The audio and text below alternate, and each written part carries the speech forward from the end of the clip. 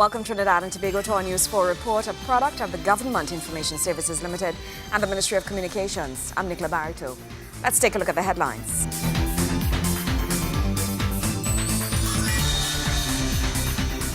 The Prime Minister arrives safely in China for official state visit. Eugene Chen remembered for his role played in the 19th century development of ties between China and TNT. And International Soca Monarch franchise here to stay as its business model expands. Thank you for joining us. Prime Minister the Honorable Kamla Persad-Bissessar has safely arrived in Beijing, China, where she will commence her official state visit.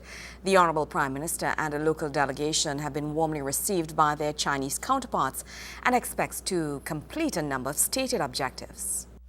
A warm welcome is an understatement in describing the greeting and courtesy extended to Prime Minister the Honorable Kamla Persad-Bissessar SC when she arrived at the Beijing Capital International Airport at 10:30 a.m. on Monday. As she exited the aircraft, she was greeted by China's Vice Minister of Foreign Affairs, the Honorable Shi Hangshan, Trinidad and Tobago's Minister of Foreign Affairs, the Honorable Winston Dukaran, the new Trinidad and Tobago Ambassador to the People's Republic of China, Chandranath Singh, and Chief of Protocol of the Ministry of Foreign Affairs, Stacey Hines. The Honorable Prime Minister, her husband, Dr. Gregory Persessar, and the members of the TNT delegation were taken to the VIP area where she was greeted by other TNT personnel. Before departing the airport, Mrs. Persad-Bissessar and Shi Hangshan held an impromptu news briefing with members of the TNT media who arrived in Beijing on Saturday. The Honorable Prime Minister was then ushered into her official vehicle by a female Chinese aide in a 20-vehicle convoy. From the Beijing Capital International Airport to the Diaoyutai State Guest House, 25 miles away, the Chinese police blocked all traffic to allow the convoy uninterrupted access. What would have normally taken 90 minutes in normal traffic took just 30 minutes. Close to 1,000 Chinese police officers occupied every artery along the freeway leading to the State Guest House. But I really want to thank His Excellency. Yes, I want to thank His Excellency, the President of the Republic of China, for this very kind invitation. And today when I arrived here, there were 50 persons lined up just to greet us. I mean, so already the warmth and the hospitality of the Chinese people and of the government. We want to thank them for that, and we look forward to a very successful visit. Upon arriving at the State Guest House, the Prime Minister spoke to the TNT media again, explaining what she hopes to achieve during this official visit to the People's Republic of China. Areas of discussion, according to the Prime Minister, include energy, trade, tourism, and health. Whilst China is one of the fastest growing nations in the world, I believe the second largest economy now, if I'm not mistaken. Trinidad and Tobago is also small in size, but brilliant in creativity and innovation. And therefore, putting the two together, the large giant with the David, I think we can do well to sustain our economy in Trinidad and Tobago, develop and grow that economy. The Honorable Prime Minister was expected to hold a bilateral meeting at the State Guest House, and on Tuesday, the official program was set to begin. Her first appointment will be at 10:40 a.m. at a business forum hosted by Invest TT, where she will address the gathering of local and Chinese businessmen. At 3:20 p.m. at the Great Hall of the People, Mrs. Persad-Bissessar will pay a courtesy call on His Excellency Yu Zhengsheng, Chairman of the National Committee of the Chinese Political Consultative Conference. After the courtesy call, the Honorable Prime Minister will then be greeted by His Excellency Li Keqiang, Premier of the People's Republic of China. After the formalities, the Prime Minister and her delegation will sit down for a bilateral meeting with her Chinese counterparts. Following talks, there will be a signing ceremony and then a banquet hosted by the Premier. Nikolai Edwards, News 4. Meanwhile, on the historic occasion of the Prime Minister's visit to China, we have this report from Gideon Hanumansingh, who spoke to the grandson of Eugene Chen. Mr. Chen is a 19th century law graduate who was educated in Trinidad and Tobago. My grandfather came from Trinidad, and deep in my mind, I'm really considering what I can do for the good of both countries. And the grandfather of whom he speaks is Eugene Chen, a 19th century law graduate who was born in San Fernando and educated at St. Mary's College in Port of Spain. His courtship with Chinese politics was influenced by his own experiences as a young barrister defending the rights of peasant Trinidadians. The seeds of his revolutionary characteristics was sown in Trinidad through his observation of seeing how colonialism and how the British were treating the people in Trinidad. Whilst in England, Eugene Chen was exposed to the political philosophies of Dr. Sun Yat-sen, who vehemently opposed the Manchu government. China was under, the suppression by the Western powers, and he had very strong feeling against that. Accepting a Yat-sen invitation to China, he became a most influential journalist, espousing views that angered the authorities, especially a story that exposed a secret deal with Japan. And he wrote this paper published in the news, and which aroused very strong reaction both within China as well as abroad. And but this also, landed him in prison. That conviction, his legal education, and Guangdong ancestry pushed him to the top of China's politics, becoming its foreign minister 4 times, and giving him perhaps the best opportunity to fulfill, with his brother Percy and son Jack, a role they never before envisioned in the liberation of early China. At historical moments in their life, they saw that there is a need for something to be done. They recognized that they have the capability to do that. So they made the decision that they will go forward on that task. During the 4 times he served as foreign minister, Eugene Chen was considered one of China's most dynamic statesmen and astute political leaders. This Chinese revolutionary from Trinidad and Tobago died in 1944, and whilst there is no confirmation of his burial here at the Ba Baoshan Revolutionary Cemetery, the memorial is a lasting tribute to his contribution to the liberation of the Chinese people. Undisputed evidence that the smallness of a nation is not an inhibition to what its people can achieve in the global space. News 4 continues right after the break. Stay with us.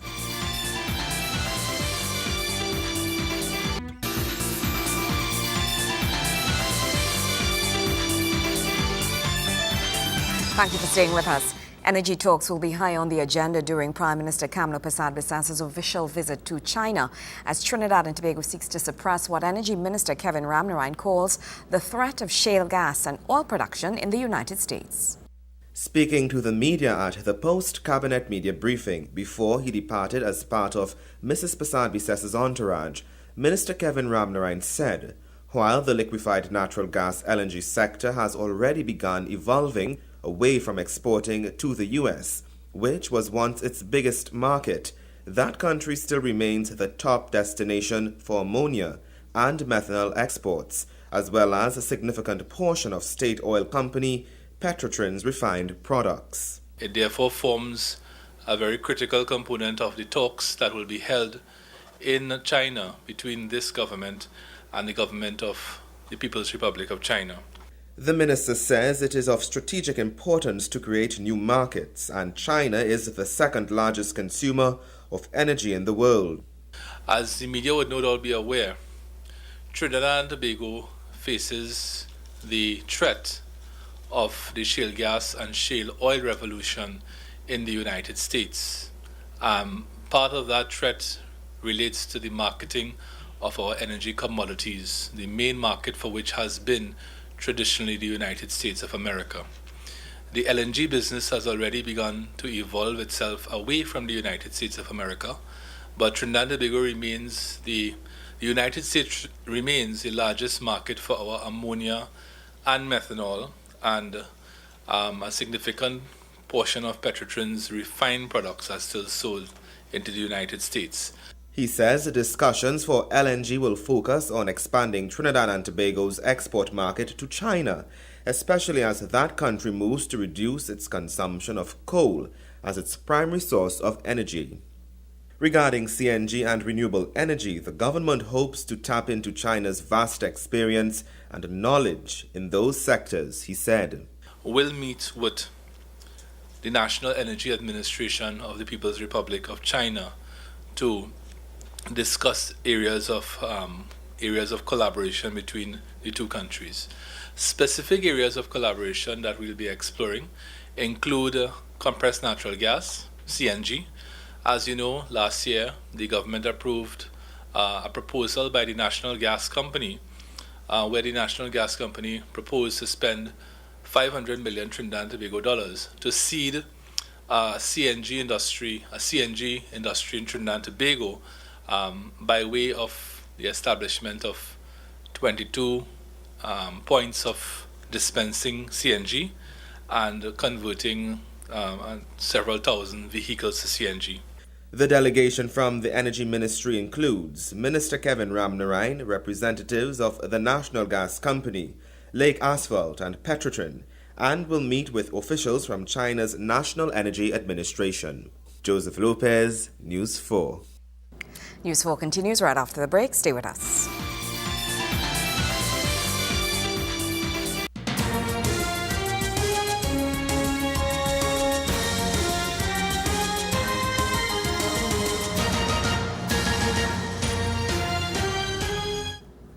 Eastern Counties football fans are celebrating as Guaya United captured the National Super League title on Sunday with a win versus superior Spurs. But there was also a battle at the foot of the table with three teams trying to avoid relegation. Amongst them, former champs Joe Public, who faced Malabar FC, and Wayne Cunningham has the highlights from that match. Joe Public FC has a proud history in the National Super League, with multiple titles to their credit. But the 2014 campaign has been a difficult one for the Eastern Lions, as they lost some influential players as the season progressed. They needed a win versus third-place Malabar FC on the final match day of the season in order to ease relegation woes. Dale Saunders' men were in a positive mood from the kickoff, despite the daunting task, and it paid off in the 13th minute as the pressure and attack caused the Malabar captain to put the ball into his own net.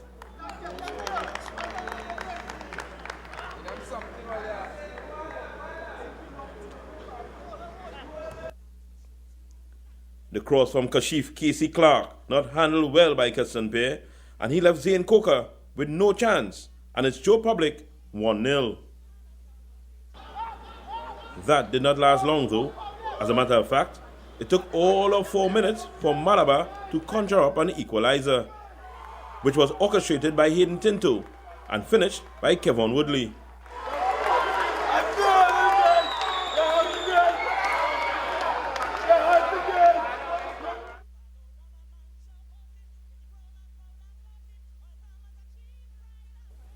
Former Joe Public captain Ellis Diet was aiming to hurt his old team 10 minutes later, but Javon Bourne was always behind the effort.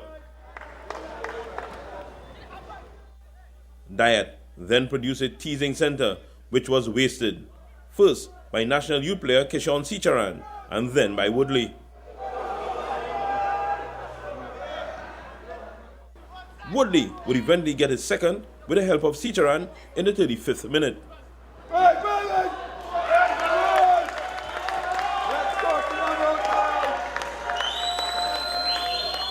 The former national player given too much room by the Joe Public defense, and they paid the price. Sicharan was looking for more before the half.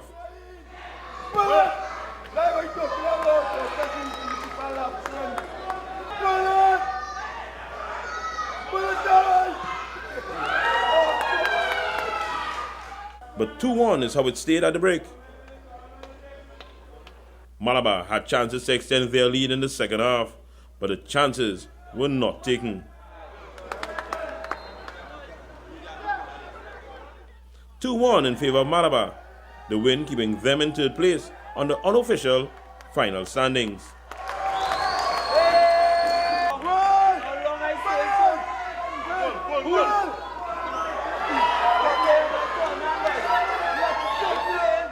Unofficial, because the league has still to decide on games played by the Defence Force before they pulled out for national duty.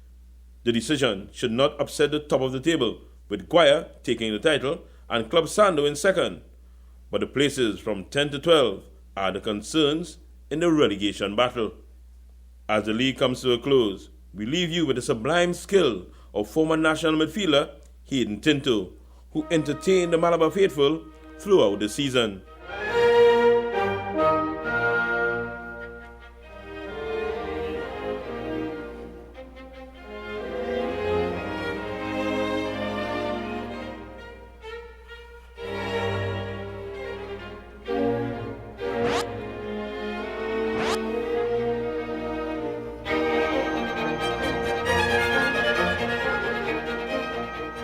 Wayne Cunningham, News 4 Sports. Thank you very much, Wayne. More news after this.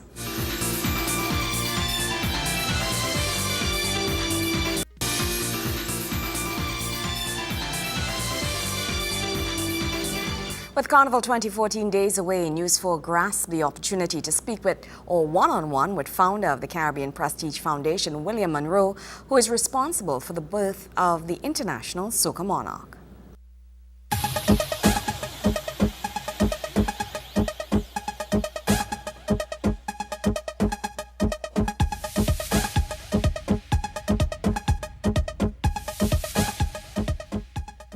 All of Trinidad and Tobago, and by extension the Caribbean, and even further extension the rest of the world, is looking forward to the International Soca Monarch, which takes place on Fantastic Friday here in the beautiful island of Trinidad and Tobago. So I'm pleased as usual to have in my company, in fact, two wonderful people.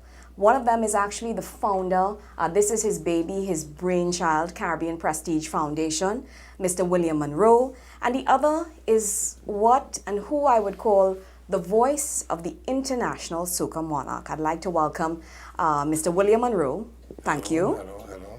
And Mr. Mark Anthony Hernandez. Thank you very much. Now, you all don't need to be shy because we're really here to talk about what's happening in the next couple of days and what we can look forward to. And the fact that we're getting so much more support in 2014 for the International Soca Monarch. Mr. Monroe. Well, for that matter, I mean, it's a lot of excitement in the air, and we are looking forward for much bigger and better production than we ever had before.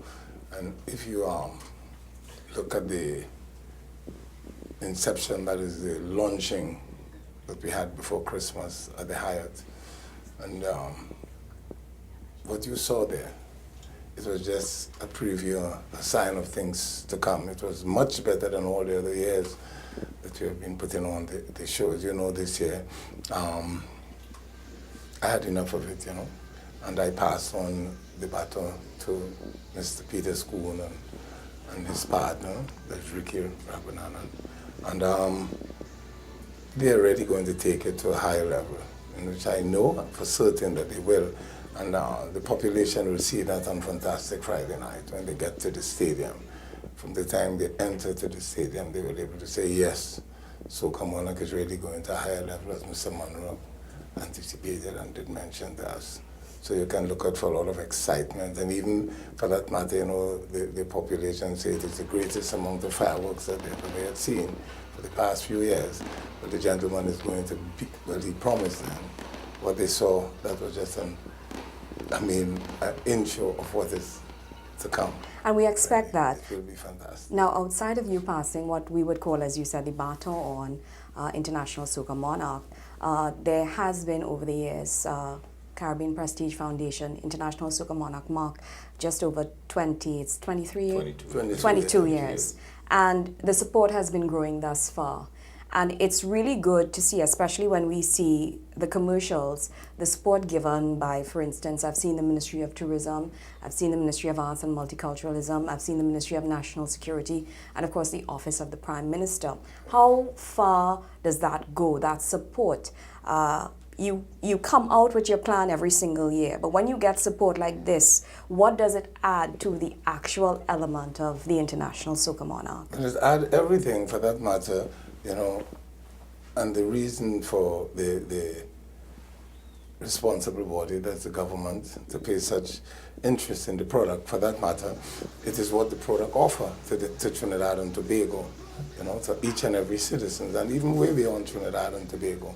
Because as you know, and if you look at last year, Mr. George at the Hyatt, the general manager, he mentioned since in June, Soca Monarch, all his room was sold out specifically for Soca Monarch. For that matter, on Carnival Sunday night, you could have bought a room at the hotel, you know. And also Caribbean Airline, they put on. And they're also a additional sponsor as well. Right, they also sold out, but they couldn't be happier, you know. For that matter, we give them a lot of advertisement. If you look at the ads, you would see where the airline of itself is a part of the ad itself. That's correct. You know, and the event is no longer, for that matter, when I created it in 1993, conceptualized in 1992, and then I put it on in 1993. And it was more a Monroe's event, you know, but now it is outgrown me, it is the people's event. So for that matter, and the government is the government of the people. So for that matter, I find all the various ministries come on board, give us the support, in which we're very happy and grateful for. And the people itself, the size, the sponsors, the population, that's the public, and realizing it is their product, you know, for that matter, you know, I think it's a few years ago, but 3 or 4 years when Barbados government wanted to purchase the product, when I was complaining for that matter, the lack of support that was in the other government then, and I got a kind of fed up, you know. But I just couldn't sell it. They was offering me a lot of money, when I say millions of dollars. For that matter, I can tell you it was I would have been given $5 million Barbados dollars each year. That is over 15 million TT dollars, and I refused that. I said, well, it is not my product. It belongs to the people of Trinidad. And I'm very happy that you kept it here. Very, very happy that you kept it here. Right, so at least I'm happy, as I say, for the support the population have always given it. And the sponsor, we have to say thanks to Digicel, thanks to the Lotto, and LCB. Even B-Mobile in the past, they paid their part, you know, very, very helpful. Carib, you know, they're very, very good. Blue Waters, very, very helpful. KFC on board, you know, and the list go on, you know, goes on, including Red Edge Shopping Center. It's a new organization that starts spreading throughout Trinidad and Tobago. And I expect to see it spread like how Soca Monarch spread. You know, as you know, Soca Monarch is not only in Trinidad and Tobago. It started here, and I give the first franchise to Grenada. And then from Grenada, I give it to St. Vincent, and then from St. Vincent, I give it to Antigua and Dominica. For that matter, even Barbados that do they call it crop over. But they pattern now the Soca Monarch, same, so the same formula. They have their party monarch as well. Right, so, but they use the formula of the Soca Monarch. And for that matter, all the Caribbean islands, that is a flagship product for the Carnival event, and it is... It's either, I think, the Carnival Friday, their Carnival Friday, or their Carnival Saturday. Some of them is Friday, and some is Saturday. And it's probably one of the events are well attended. It is the #1 event on all the Caribbean islands, you know. So we've set a precedence. And that is why we call it Soca tourism, you know. And I think it still have a far way to go, you know, because I always compare the Soca Monarch with Miss, in all my interview with Miss Universe, you know, because the reason for comparing it with Miss Universe, because when Donald Trump came to Trinidad, the kind of funding that he received, and I sometimes I feel kind of sad. And that is one of the reasons really that caused me to give up this year, because I keep speaking about the value of the product and what Soca Monarch is doing to Trinidad and Tobago. You didn't get that from Donald Trump. And he received $150 million, and that is a fact, you know, and we never received not even $10 million, you know. But never the little that we get, we are grateful for it. But what I'm saying... So we can go so much further. If they're serious about a product that is accepted all over the world today, they can take the product, assist it, and they wouldn't always have to assist it, because if they take it to the point where it has to be, where it is ready to be accepted internationally, because they're ready to accept it, but you just have to tweak it up a little and engineer. That is what Peter Schooner they're doing now, and get it palatable to the international world, and then you find with pay-per-view will come in, and then the government wouldn't have to And by spend extension, any the standard money. is raised, the bar is raised. Thank you. That's how it's going to Right, happen. thank you. Stay tuned to this station for part 2 of the People's Event, ISM 2014.